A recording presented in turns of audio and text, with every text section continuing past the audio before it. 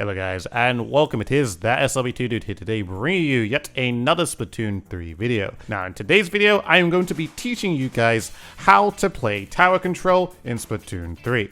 Just like Splat Zones, if you've seen my Splat Zones guide, tower control is another ranked mode within this game.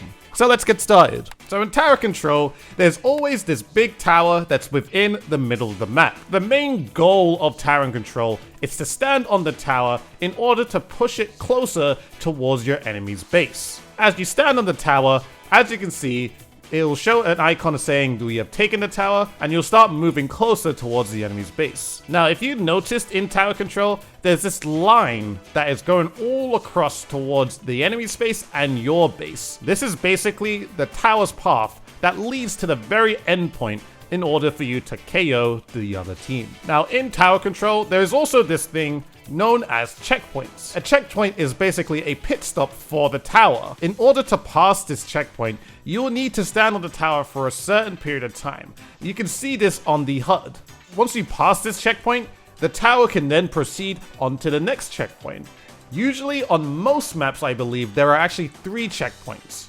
Now, there's one thing you do need to be wary of, because if you lose the tower while securing a checkpoint at least halfway, a quarter, or 3/4, you have to stand at that checkpoint for the same period of time as you were the first time you hit that checkpoint for completion. It'll be easy to keep track of because once you hit a checkpoint, you'll be earning points along the way. So you kind of have to think about it as, even if you didn't fully complete the checkpoint, you want to complete the checkpoint as much as you possibly can, so you can earn more distance points while being on the tower. Now, one great thing to know when you've passed the checkpoint, if you so happen to lose the tower and it goes all the way back to middle, once you get back on the tower, you don't have to hit that checkpoint again. The tower will just go straight past it and continue its tower path closer and closer towards the enemy's side. As long as you break those checkpoints, your tower path and journey will become much shorter. So, once you've hit all 3 checkpoints, you'll get to the very end goal, and once you hit the 0 point, you'll have won the tower control game. Now, contesting the tower is very easy to understand. So basically, if you stand on the tower will move towards their side. If the enemy stands on the tower will move towards your side. If both you and the enemy are both standing on the tower will not move at all. If yourself or one of your teammates decide to stand on the tower and then decide to jump off for a certain period of time, it will take 5 seconds for the tower to return to neutral. This is also the same for the enemy team. This is important to note in how tower control works, just so you understand who has control of the tower. Now, if you don't want to have to remember that, do not worry, because once you stand on the tower actually turns the color of your ink color. Once you jump off, it actually goes back to its normal color. This will be the same if the enemy jumps on the tower as well, just so you know who's in control of the tower at the time. But pretty much, that is how you play tower control. It's a very simple game type that doesn't take a lot to learn, and it's pretty fun in practice. There are of course a few things to keep in mind to be successful when you're playing tower control in Splatoon 3. I'm going to explain them in 3 sections, which should be easy enough to understand. First of all is understanding how you play the neutral game. If you've seen my Splat Zones guide, you should already have a good idea of how this goes. The goal in the neutral game is to overwhelm your opponent with ink and push them back to their side. You'll be wanting with your team to single out any stray opponents so that you can obtain picks and splats to make the opposing side weaker. Definitely try to be patient. Don't just head rush in with no special weapons, and also try to spot and keep awareness of the position of your enemies. Use your sub-weapons and specials to move your enemies in favorable positions for your team so that they can weaken their defenses. Next thing we want to talk about is how to attack. You have cleared the neutral game, and that is great, but it's now time to push the tower forward. So just note, ideally when you have at least 2 down on the enemy team, or the man advantage above 2, so you could say if you have 3 people on your team and there's 1 person on their team, then you can kind of use that as, okay, it is time to start pushing. Let's get someone in the tower and move forward. Not everyone has to stand on the tower, just to know. 1 person usually is enough. While that 1 person is on the tower, it would be great if the rest of your team start pushing up, taking control of important hold or anchor points on the map. In short, it's basically a point of the map where you can confidently help and defend the tower from upcoming enemies that approach from spawn. Here's a solid example on Inkblot Art Academy. This top left area is a solid anchor point because you are right in front of the checkpoint. It is also a way that the enemy team can come in from their spawn, but having you posted up here will hopefully stall them so that you and your team can push the tower further. I think the easiest way to understand anchor points is look at where the checkpoint is on every map. Basically, if you are in front of a checkpoint where the tower has to stop, and if you're in a position to defend the tower while it's at the checkpoint, you are most likely at an anchor point. You play these anchor points like you are in a neutral game, like I previously explained. Every map, of course, is different, and there are so many different points to, of course, learn. I'll eventually in the future teach you guys the best anchor points of every single map of tower control and good places to hold in order for you to push the tower further. For now, understand it as if I am pushed up and defending the tower that is at a checkpoint, and I am also making it harder for my enemies to approach the tower while it is at the checkpoint, then I am probably at a good anchor point. Now we need to talk about defending the tower. Defending the tower could be done in many different ways. Usually this works best as a team more than anything if you can strategize it well. But here are some easy things to keep in mind when you are coming back to defend the tower. When you are coming back from a lost situation, you need to think that you are in the neutral game where you have to stall the target and overwhelm them back with your ink. While stalling, you want to be using your special weapons and sub-weapons for the tower. By oppressing the objective as much as possible, it will allow you to stay in the game. At the same time, I think it's also important to look for those enemies that are singled out as well. Getting kills when you are defending can be huge, as it will be less for you to think about and deal with in defending. This is why I say you want to play defense in a neutral game, because as long as you can afford the time to stall your enemies till you get a clear pick, it makes gaining control of the map much easier. It's honestly the worst case scenario to actually be picked off while you're defending, because it makes the enemy's job that much easier, as they can take much more space of your area of the map as they have the man advantage. So this is why I say it's best to take your time and play as safe as you can so that you can assure that you get a good pick. Let's say that you successfully wipe the entire team off that first checkpoint. You should have more than enough time to go ahead and take space, push up onto the enemy side of the map so that then you can take the lead yourself. You just have to try your best at the end of the day, but that's how you want to be thinking when playing tower control in Splatoon 3. Now, I haven't mentioned any weapons yet. To be honest, I think there is a very large weapon pool you can pick from when playing tower control. I think what is more important is the special weapons and sub-weapons that are chosen. They can seriously help in this game type. And here are a couple of suggestions for special weapons and sub-weapons when attacking. Starting with the Big Bubbler. Now, one of the biggest reasons for why Big Bubbler is so good for attacking in tower control is that you can place the Big Bubbler on the tower itself. This means when you are moving along with the tower, you'll be protected along the way until the enemy decides to break it. It's also really good when you get to those checkpoints. You can pretty much always deploy a Big Bubbler while you are at the checkpoint just to assure that you pass it. With the right awareness, big bubbles can get destroyed fairly quickly, but that extra layer of protection can be so beneficial in order to either get the victory or some extra points on the board. Weapons like the Splash Shot Jr., Splat Roller, and Blaster all have Big Bubbler, and every single one of these weapons are really good for this mode. Splash Shot Jr. is just great for keeping the paint up, the Roller is extremely good for defending the tower with one swing, and Blaster is amazing when it comes to its area denial when anybody is standing on the tower.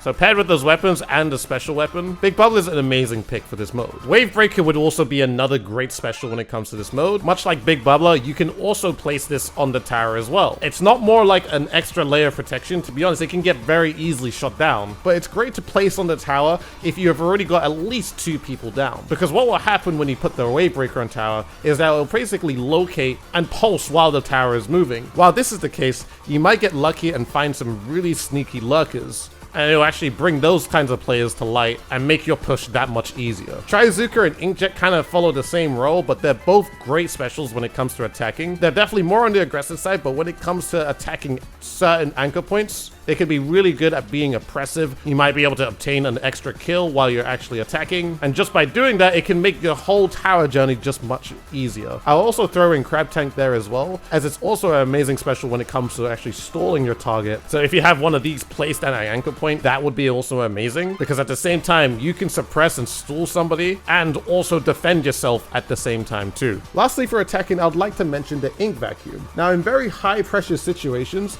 the Ink Vacuum is amazing amazing for tower control, especially when you're attacking. You can place yourself on the tower with an ink vacuum and absorb basically any incoming fire towards you. As long as nobody is behind you, the ink vacuum should be able to suck up anything that comes your way, defending the tower that much easier. As long as your teammates use that ink vacuum as an opportunity to actually move around, take some more space, and actually take on the enemies trying to attack the tower, it can be a great combination of team synergy that allows you to get that extra checkpoint or some extra points, or of course, win the game. Retaliating with the ink vacuum burst shot, it's always deadly once it's filled up completely. So when you can get on the tower with your ink vacuum, try to bait your opponents in to get a great charge. So weapons that have a wave breaker are dually squelches, elite of 4K, heavy splatling, which honestly all are very solid picks when it comes to tower control. So things that have Trizooka and Inkjet, the Trizooka folk are the Splatter Shot, the Squeezer, and I believe of course the Clash Blaster. And they've got two weapons of course with Inkjet,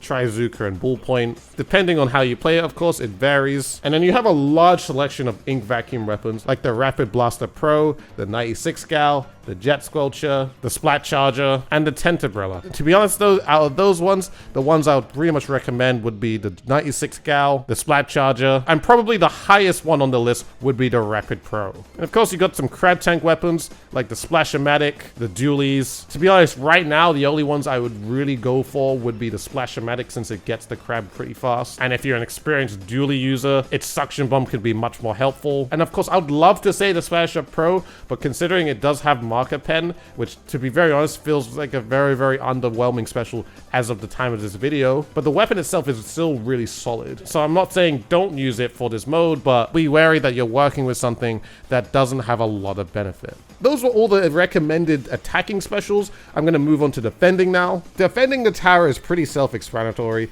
We can start off with Tenta Missiles, where it's mainly just you click the button for missiles, you aim it at the tower, you basically move anybody that's on the tower off the tower for free. It's a great special to use, especially if there's more than one person on the tower, as there'll be a much larger barrage of missiles firing their way towards them. When it also comes to defending the tower, you got things like the Killer Whale 5.1, basically the same as Tenta Missiles, except you're firing lasers towards them and they actually follow wherever they decide to move. It's a great special to initiate the push straight away. I don't think it's a great idea to kind of use it and not push off it. So if a Killer Whale 5.1 is used on the tower to defend it, make sure that you try and work with your team to actually get something going with it straight away. Lastly, I'd say one of the best weapons period when it comes to defending is the Booyah Bomb. When thrown on the tower, it basically decimates absolutely anybody within the space of the tower. It generally can be the decider whether the other team actually gets to push or not. A lot of the time when a Booyah Bomb is thrown on the tower, especially within an overtime, the game just ends because a player always jumps within the Booyah Bomb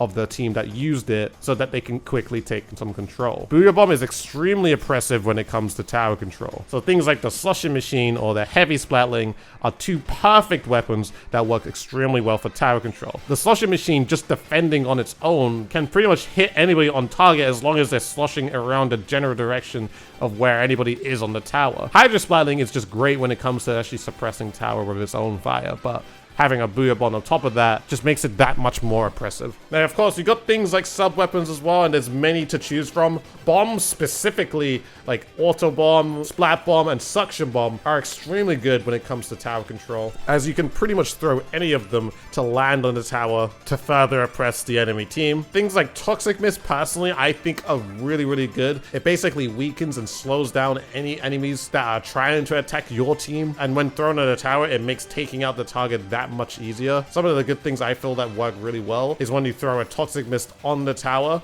and then someone follows it up with a Killer Whale 5.1 or Tenta Missiles in order to be able to take them out really easily. Of course, you can do this with many different kinds of specials too, but I feel like if you can pair something up while Toxic Mists are being thrown towards the tower in any sort of way, then capitalizing it with a certain special can do wonders and make it easier to regain control, push it back to the neutral game, and then start attacking for yourself. And lastly, I also want to just mention what is really, really good when it comes to defending, or just a certain weapon class that's so good on this type of mode. When it comes to area denial and not letting your opponents basically move in a certain area, blasters are pretty much perfect for that, because of course you don't exactly have to aim directly on anybody that is trying to push the tower, but is pretty much once you're getting 2 blasts around somebody or on somebody that's sitting on a tower, you can see it that it can be extremely easy to actually defend the tower itself. You might not be able to paint really well, and that's okay. In my opinion, tower control, of course, it's still very, very great to paint as much as you can so you have more of a ground to fight. But since you're continuing towards the enemy's base, you might find yourself not painting as much and trying to defend those specific anchor points and trying to help the tower push forward. So you might be taking your time on those kinds of situations, but it's a great thing to note that blasters, when it comes to tower control,